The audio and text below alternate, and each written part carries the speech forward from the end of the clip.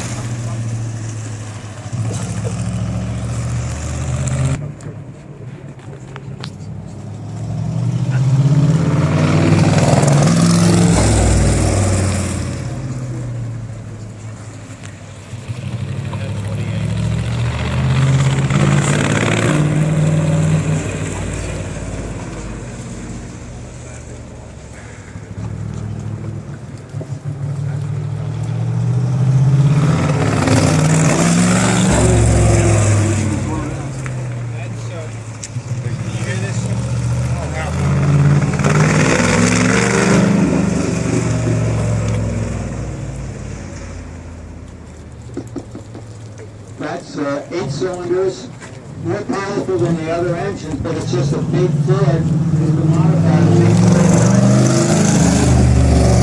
car very well experienced, so they can simp that even and simp it up and make it very reliable. That's why these cars finish the race so many times without failing, whereas Ferraris were a little more fragile.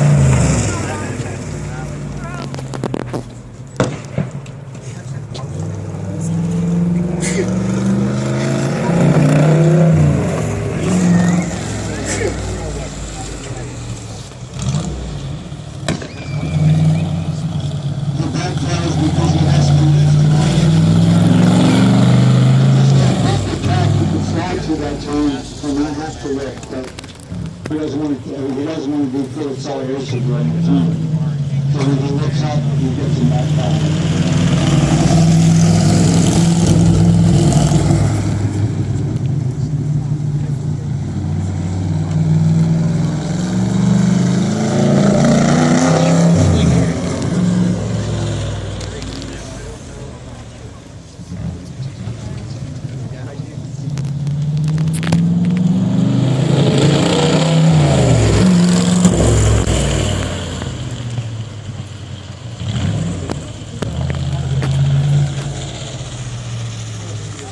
of 180 miles an hour. Can you imagine doing the miles?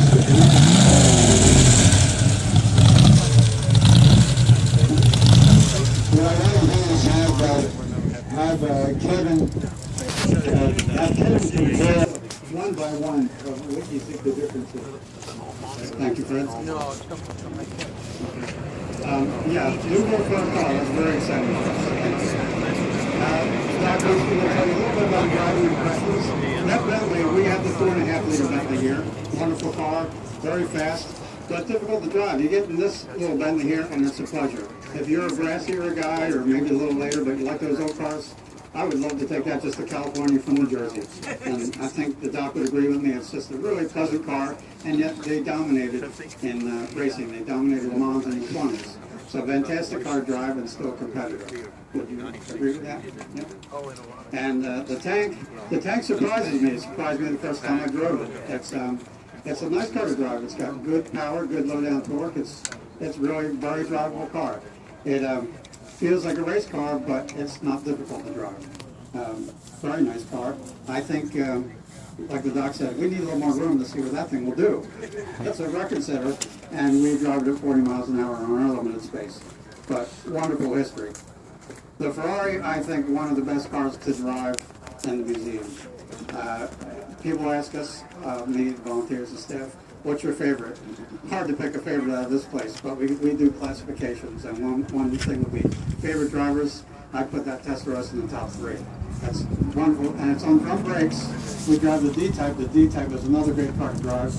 This car, maybe it could use a little more brakes, but for the era, it's wonderful, and it's comfortable, and it's fast. I think it does everything very well. I think a hard car to beat, and they demonstrated that on the track. These cars won the championships, and if you drove that car, you understand why.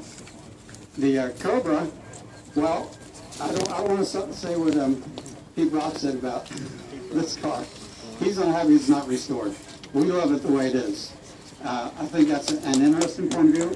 Yeah, we believe in preservation. Dr. Simeone. He's one of the leading preservationists, and that car is where it belongs because this is the only unrestored car, and it works great like this. We love it this way. Driving, we drive around here on this clean-looking lot, and you get dirty inside. How is that possible? This car, the sticky tires pick up dirt and sand, and they throw it inside the car. It's noisy. It's got great power. It's not hard to shift, and it's not hard to drive, but it feels like a race car all the way. You would not get in this thing and think you were in a road car. If you get in the Ferrari GTO, which we have the pleasure of driving here, that's a wonderful road car. It's comfortable. It performs excellent. You would not say those two cars are comparable, and yet here comes this nasty, dirty Shelby and beats them on the track. So it does what it's supposed to do. So I say yes, a fun car to drive, but not a road car. Anything to add to that, Doctor? Oh, that's perfect. Thanks a lot. Call me Fred, please. You've been calling me Fred for 40 years. We're going to open up the hoods real quick. 3 liters, 4 cylinders in the 120s range.